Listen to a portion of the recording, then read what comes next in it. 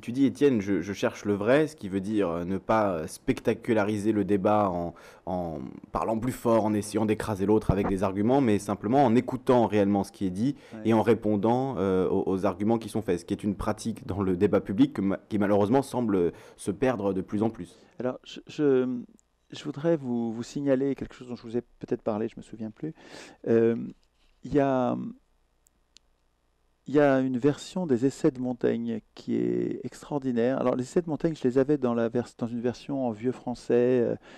C'était à la mode pendant des décennies, peut-être même des siècles, d'essayer de rester proche de la langue de Montaigne pour garder le sel, l'élégance de cette vieille langue. Et j'arrivais pas à entrer dedans. C'est-à-dire que c'est tellement loin de notre façon d'écrire que c'est juste incompréhensible. Et j'avais ces essais de Montaigne, j'arrivais pas à rentrer dedans. J'entendais bien de nombreux intellectuels dire que c'était formidable, et puis moi, j'arrivais pas à y entrer. Et puis j'ai découvert une version en français moderne, donc réellement compréhensible. Donc c'est la traduction de Lanly, c'est aux éditions Quarto. Donc c'est vous savez, les gros bouquins, la collection bouquins d'ailleurs, je crois, où on a les essais en langage intelligible, compréhensible par le commun des mortels. Mais là, c'est une fontaine d'intelligence, hein, c'est une merveille ce bouquin. Ce bouquin-là, il vaut de l'or, vraiment. Alors là-dedans, il y a un chapitre particulièrement intéressant par rapport à ce qu'on disait, qui s'appelle de l'art de la conversation. Sur l'art de la conversation, chapitre 8 du livre 3. Je pourrais vous lire quelques passages, c'est vraiment formidable, quoi. Hein. Montaigne parle, et en fait, l'intérêt de Montaigne, mais c'est un livre de chevet ce bouquin, ça nous suit toute une vie. Hein. L'intérêt de Montaigne, c'est que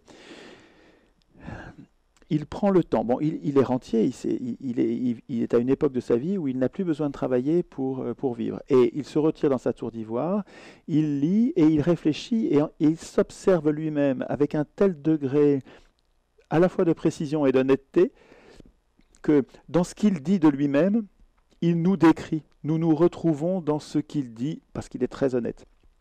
Et il nous fait gagner un temps fou en nous rendant sensibles des choses importantes, mais qui se perdent dans le quotidien, dans le flot de ce qui nous arrive. Et c'est vraiment, les essais de Montaigne, c'est un puits de progrès possible pour chacun d'entre nous, à condition de s'y plonger de temps en temps. On ne lit pas les essais de A à Z, c'est un gros bouquin. Il n'y a absolument pas besoin de le lire en entier.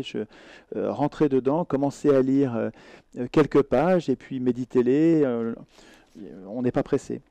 Et alors, les passages de ce chapitre 8 qu'on pourrait citer, c'est par exemple celui-ci, moi qui m'instruis mieux par opposition aux modèles que par leur imitation, et en les évitant qu'en les suivant. C'est cette méthode d'instruction qu'avait vu Caton l'Ancien quand il disait que les sages avaient plus à apprendre des fous que les fous des sages. Il donne un exemple. L'horreur de la cruauté me pousse plus profondément par contre-coup, donc par réaction à la clémence, qu'aucun modèle de clémence ne saurait m'y attirer. C'est-à-dire que c'est pas en me faisant la leçon sur la clémence que vous allez m'attirer à la clémence, c'est plutôt en me montrant des contre-exemples que par réaction et par opposition, je vais progresser. Moi, ça me fait penser à Sartre qui disait qu'on apprend qu'en s'opposant. Il explique aussi, tous les jours, le sot comportement d'un autre me donne un avertissement et un conseil.